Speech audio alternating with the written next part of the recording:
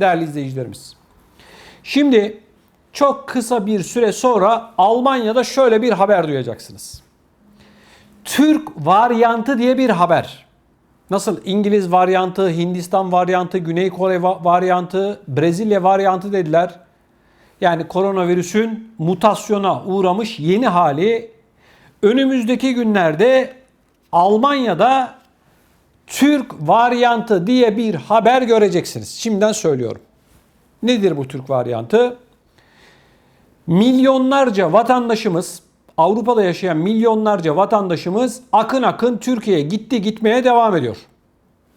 Döndüklerinde göreceksiniz ki inşallah yanılıyorumdur.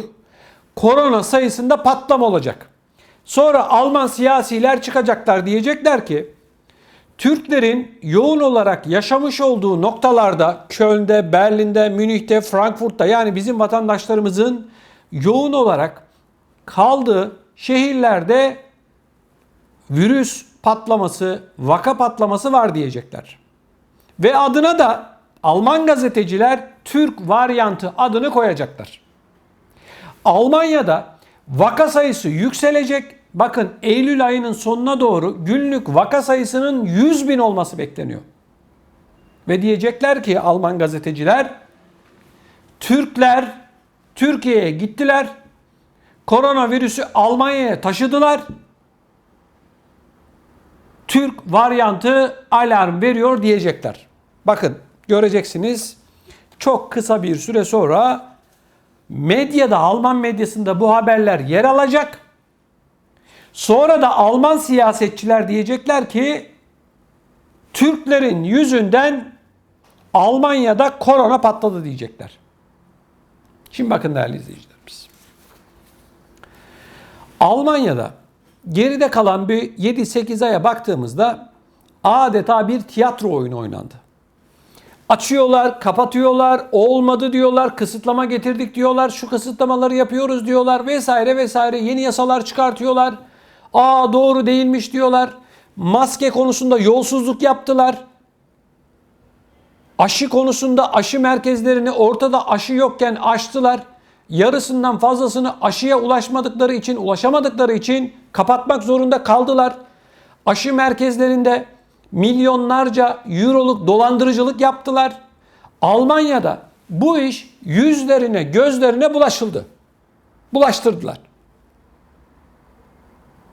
Şimdi de Türk varyantı adı altında yeni bir palavra çıkartacaklar. Diyecekler ki Almanya'daki koronavirüsün sorumlusu Türkiye'ye gidenler.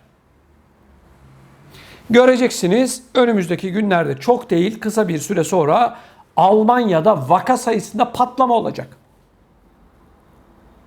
Aşı dediler, aşıyı da yüzlerine gözlerine bulaştırdılar. Kardeşim, BioNTech aşısı Almanya'da üretilmiyor mu? Bu aşıyı bulanlar Almanya'da değil mi? Eğer Almanya diyorsunuz ya, aşı olun diyorsunuz. Siz kendi ülkenizde üretilen, Almanya'da bulunan Profesör Doktor Uğur Şahin ve Özlem Türeci'nin bulmuş olduğu bu aşıya bile ulaşamadınız. Ortada ciddi bir problem var. Aşı daveti gönderilenlerin %50'si aşı olmaya gitmiyor Almanya'da. Siz şimdi bu insanları ikna etmeye çalışıyorsunuz değil mi? Sizde bir başarısızlık var. Demek ki ikna edemediniz.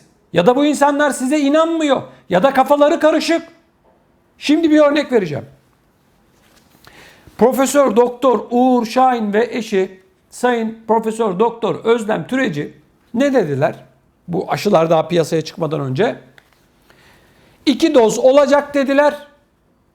Bu işten kurtulacaksınız dediler değil mi?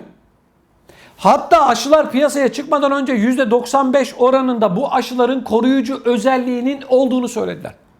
Aşılarla ilgili sözleşmeler yapıldı.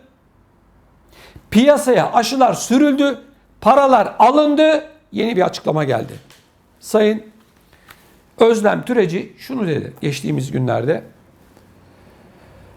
Bu aşıyı olduktan 6 ay sonra vücut antikor üretmesi daha da düşüyor dedi. Daha az antikor üretiyor, seviye düşüyor ve Koronavirüse karşı bağışıklık azalıyor dedi. Peki bu aşılar piyasaya çıkmadan önce böyle bir açıklama yaptılar mı? Hayır, yapmadılar. Peki devam ediyoruz. Yine ne dediler? 3. doz aşının yapılması gerekiyor dediler. Bakın ben yorum yapmıyorum. Konuşulanları anlatıyorum size. Peki bu aşılar piyasaya çıkmadan önce 3. doz, 4. doz, 5. doz, 6, 7, 8 ölene kadar, mezara kadar aşı yaptırmanız gerekiyor dediler mi? Hayır demediler. Aşılarla ilgili bakın arkadaşlar, milyarlarca insan aşı oldu, olmaya devam ediyor. Biz kimseye aşı olun ya da olmayın demiyoruz. Sağlıkla ilgili bir konu, herkesin kendi karar vermesi gereken bir konu. Biz buna karışamayız. Vatandaş soruyor bana, diyor ki aşıyla ilgili olalım mı olmayalım mı? Ben bilemem. Ben doktor değilim. Doktorlara danışın. Doktorunuza danışın. Hekimlerinize danışın. Kendiniz kararınızı verin. Ben sadece olanları anlatıyorum. Ne aşı olun derim ne de olmayın derim. Şimdi arkadaşlar, bizleri takip edenler bilirler. Şimdi biz ne diyoruz hep? Diyoruz ki insanlar deneme yanılma tahtası değil diyoruz. Aşılar piyasaya çıktı. Şimdi delta varyantı dendi, plus delta deniliyor. Yeni mutasyona uğramış halleri çıkacak. Önümüzdeki günlerde göreceksiniz. Ve denilecek ki aşıyla ilgili şöyle de bir durum varmış. Bir de bunu yapmamız lazım diyecekler. 3 yetmez, 4 yetmez, 5 yetmez. Ölene kadar aşı yapılacak. Bitti mi? Hayır, bitmedi. Sonra iş nereye gelecek? Çocuklara gelecek.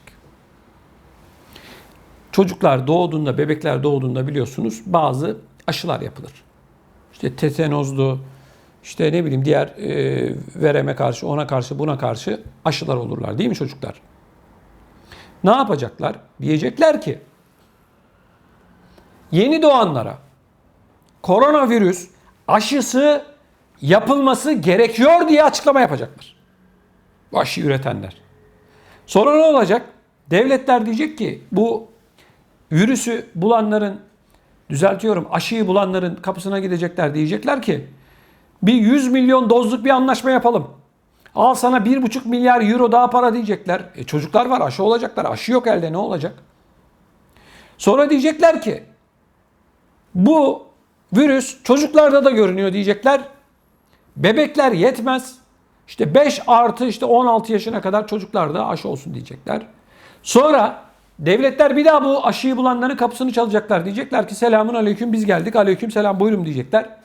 Biz bir 200 milyon doz daha alalım. Çocuklar biliyorsunuz böyle bir açıklama yaptınız. Çocuklarımız da önemli. Yeni bir sözleşme yapılacak. Ondan sonra bir 5 milyar euro daha verecekler. Bu arada fabrikalar çalışacak. Aşı fabrikaları üretecek. Ne zamana kadar? Mezara kadar. Peki bu açıklamalar, bu aşılar piyasaya çıkmadan önce yapılıyor muydu? Bakın ben aşı şöyle iyi kötü falan bir şey söylemiyorum. Benim haddime de değil. Ben hekim değilim, doktor değilim. Ben işin senaryosundayım. Bize ne anlattılar? Bizi nereye taşıyorlar? Hangi noktaya geldik? Aşı olursun, olmazsın. Ben bilemem. Sen kendin karar vereceksin. Ol diyenler var, olma diyenler var. Ben bilemem. Ben işin perde arkasındaki filmlerindeyim. Ben işin saklanan gerçeklerindeyim. Ben büyük oyunu, manzarayı size anlatıyorum, kararı siz vereceksiniz. Şimdi parası olanlar bu aşıyı aldılar. Almaya devam ediyorlar, sözleşmeleri yapıyorlar. Peki parası olmayan ülkeler ne yapacaklar? Şanslı mı bu insanlar yoksa şanssız mı? Şimdi Avrupa Birliği'nin yapmış olduğu açıklamaya göre aşılar insanları %95 oranında koronavirüsten koruyor. Açıklanan bu. Madem böyle, Afrika ülkelerine, bu fakir ülkelere, ekmek bulmakta dahi zorlanan ülkelere neden yardım etmiyorsunuz? Mesela Almanya, işte Kongo'ya, işte Güney Afrika'ya ya da işte Zimbabwe'ye, Nijerya'ya, Kenya'ya işte 5 milyon doz aşı hibe etti diye bir açıklama duydunuz, gördünüz mü? Ben görmedim. Madem insan hakları, demokrasi, fırsat eşitliği, bu yıllarca sömürdüğünüz bu Afrika ülkelerine yıllarca savaşlar, olaylar çıkartıp karıştırdığınız insanları sokaklara döktüğünüz, darbeler yaptığınız ülkelere neden yardım etmiyorsunuz? İşte asıl sorulması gereken soru bu. Hani insan hakları, hani demokrasi, hani güçlülerin güçsüzlere yardım ettiği dünya? İşte koronavirüs ilk çıktığında bu gelişmiş tırnak içerisinde demokrasinin, insan haklarının merkezi olduğunu söyleyen ülkeler 3 tane maske için birbirlerine girdiler. Havalimanlarında, kargolarda, uçaklarda birbirlerinin maskelerini çaldılar. Solunum cihazlarını çaldılar. Hani demokrasi, hani insan hakları? Soruyorum şimdi size. Bu gelişmemiş olan ülkeler, bu ülkelerde yaşayanlar ne olacak? Yani diyorsunuz ki aşı faydalı, tamam. Niye yardım etmiyorsunuz?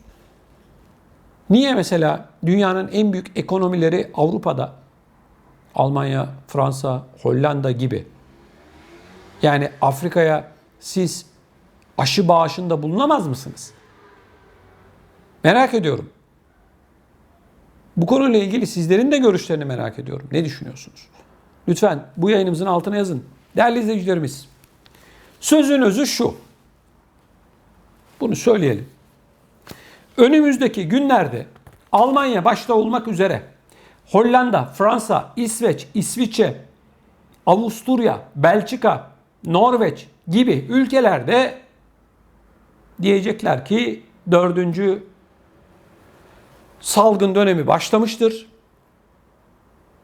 4. dalga resmi olarak başlamıştır. Vaka sayıları günlük 100 binlere gelmiştir. Nüfuslara göre söylüyorum. Almanya'dan bahsediyorum. İşte Hollanda diyecek ki 20 bin oldu diyecek.